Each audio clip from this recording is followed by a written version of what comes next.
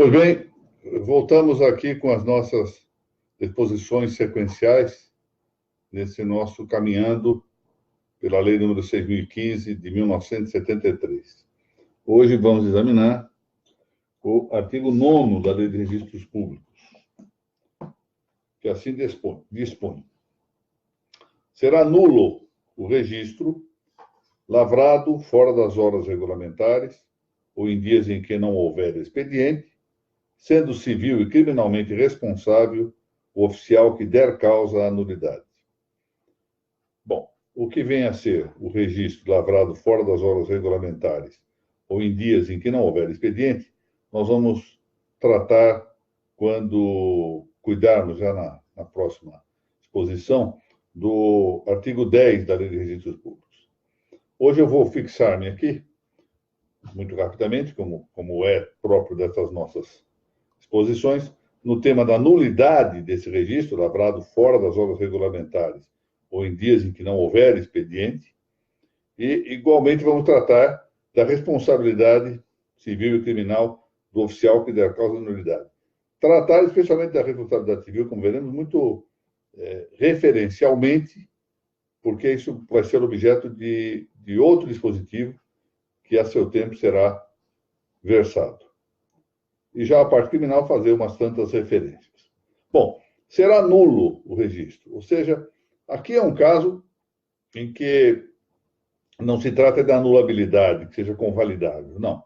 É um caso de nulidade absoluta, e que atrai o artigo 214 da mesma Lei de Registros Públicos, que observa que a nulidade absoluta pode ser declarada independentemente de ação direta. A ação direta quer dizer aquela ação contenciosa que visa a reconhecer essa nulidade.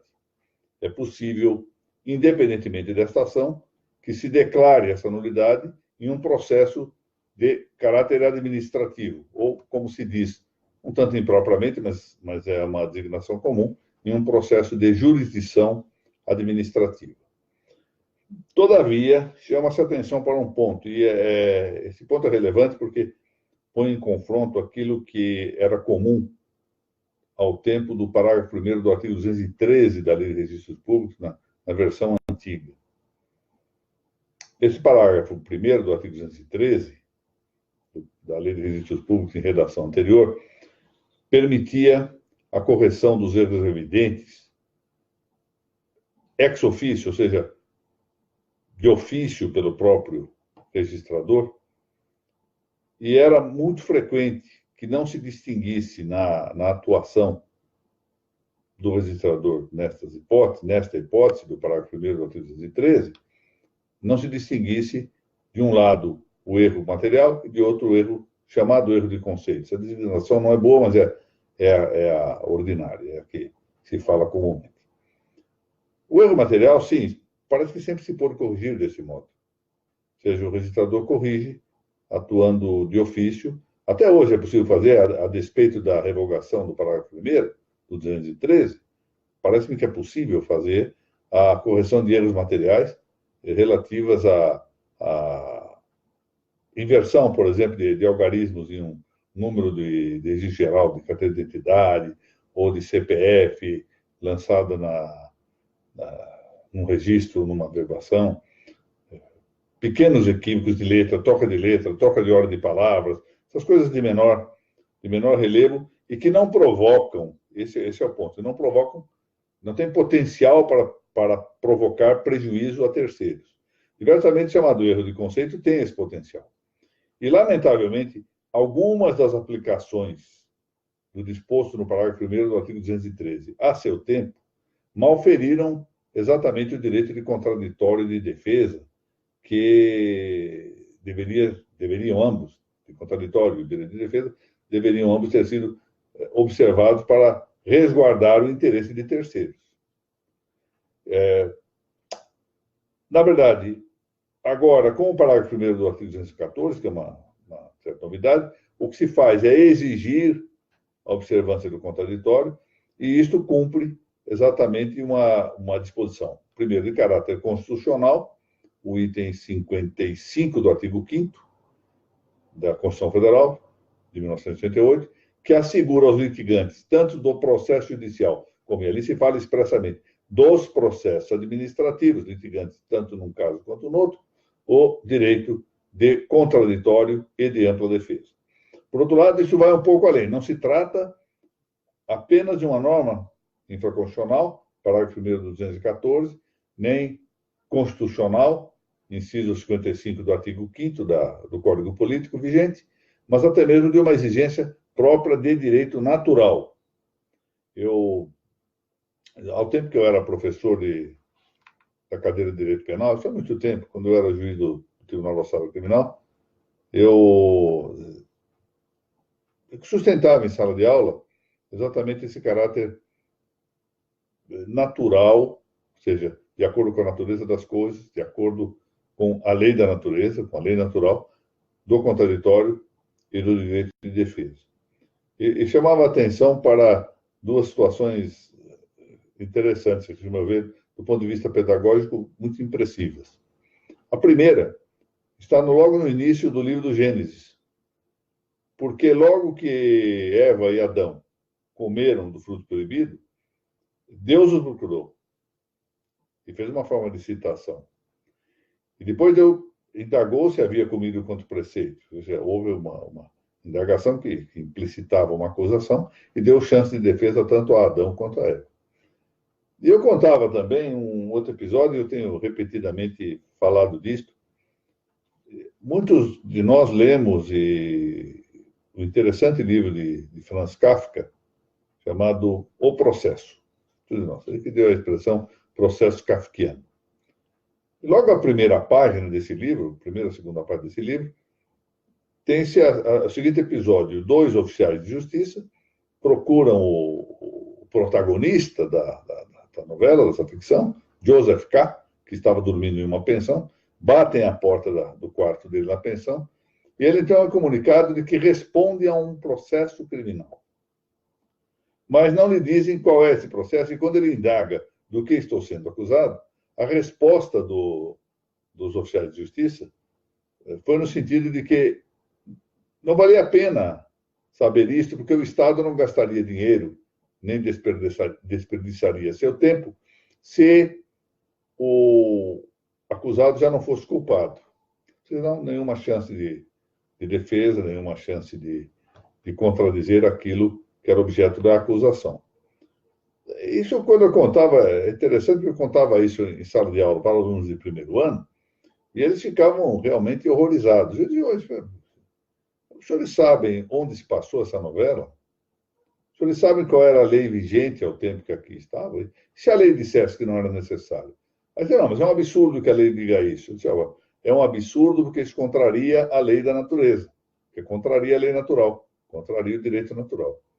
Então, vejam que há realmente estruturas que são naturais e outras que são determinativas. Muitas vezes nós precisamos do direito determinativo, do direito posto, da lei posta, lei humana posta, para completar estruturas de direito natural. Por exemplo, que o homicídio de inocentes deva ser punido, todos devemos concordar que sim. Isso é natural. Mas qual a pena que vai ser imposta? Se vai ser de uma quantidade ou de outra, isso é próprio da lei positiva, da lei humana positiva. Não é? Muito bem. Por outro lado, prosseguindo aqui, este artigo 9, depois de dizer que será nulo o registro, etc., diz que o oficial que der causa à nulidade será responsabilizado civil e criminalmente. Pois muito bem. A responsabilidade civil, que aqui está referida, é, sobretudo, bem, ela vem tratada largamente no Código Civil, em muitos aspectos, que devem ser efetivamente considerados para esta matéria, mas ela tem um dispositivo específico, o artigo 22 da Lei dos Notários e Registradores, artigo 22 da Lei 8.935, de 1994, matéria que nós vamos examinar em conjunto com o que dispõe o artigo 28 da Lei de Registros Públicos. Vão tratar das duas coisas. Portanto, fica o exame desse tema da responsabilidade civil, nessa hipótese do artigo 9º, protelado para a altura da explanação que se vai referir ao artigo 28.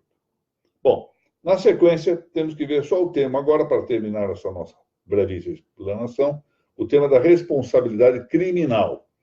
Qual o crime? Primeira coisa. Quem pode cometê-lo? Segunda coisa. Qual o seu elemento subjetivo? Muito bem. O senhor sabe que o oficial de registro está sujeito a todos os crimes que são imputáveis, sujeito a responder pelos crimes imputáveis ao funcionário público, embora ele, registrador, não seja um funcionário público estritamente, mas por força da extensão que há no artigo 327 do Código Penal brasileiro. Essa é uma norma de equiparação, de modo que o oficial de registro, assim como o tabelião de notas, o tabelião de protesto, está sujeito, é sujeito ativo dos crimes próprios do funcionário público. E a prevaricação está prevista no artigo 319 do Código Penal, e que é o dispositivo que deve considerar-se como molde, como tipo para essa responsabilização criminal aqui presente no artigo 9º, a prevaricação é um crime próprio do funcionário público. Ou seja, só o pode praticar o oficial. Por quê? Porque aqui está dito que o oficial que der causa à nulidade responderá. Por isso que o ato for praticado por um escrevente, por exemplo, do cartório, penso eu que não pode estender-se a norma para considerá-lo debaixo dessa referência mais estrita desse artigo 9º, na medida em que a norma penal deve ter uma interpretação restritiva. Mas essa é uma matéria controversa nos casos em que se tratar de oficial substituto. É preciso aqui ponderar que o tema é bastante controvertido. No meu modo de ver, não é caso. Ou seja, não se pode estender a referência aqui específica ao oficial. Mas não vejo que falte razoabilidade à tese dos que sustentem uma certa expansão, uma certa interpretação extensiva aqui, que poderia eventualmente ser palatável no campo penal. Bom, é duvidoso. Em todo caso, é preciso dizer que cabe, isto sim, embora seja um crime próprio do funcionário público, próprio do oficial, ele é um crime que pode ter o concurso dos estranheiros, ou seja, gente que não seja funcionário público. Pode haver concurso. O elemento subjetivo é por isso que acho que nós nunca vimos nenhum caso desse. Eu não tenho ciência. Eu passei 11 anos lá no Tribunal da Ação Criminal, nunca vi um caso de denúncia por prevaricação contra o oficial de registro, felizmente. Porque o elemento subjetivo é dúplice. Não basta o dolo genérico, a situação de ser dolosa, mas também se exige que o ato seja praticado a fim de satisfazer interesse ou sentimento pessoal. Portanto, é uma caracterização pouco propícia para essas hipóteses de retardamento ou de prática de ato quando já não houver expediente. É pouco o dia que não houver expediente. Sociologicamente, nós podemos prognosticar que seja algo difícil de caracterizar, de configurar, essa conjunção de fatores. Mas, em princípio, pode haver, claro. Em princípio, pode haver. Então, com isso, nós terminamos a pequena aula de hoje sobre o artigo 9º da Lei 6.015, nesse nosso curso sequencial de brevíssimas exposições acerca, artigo por artigo, da nossa Lei 6.015. Muito obrigado a todos.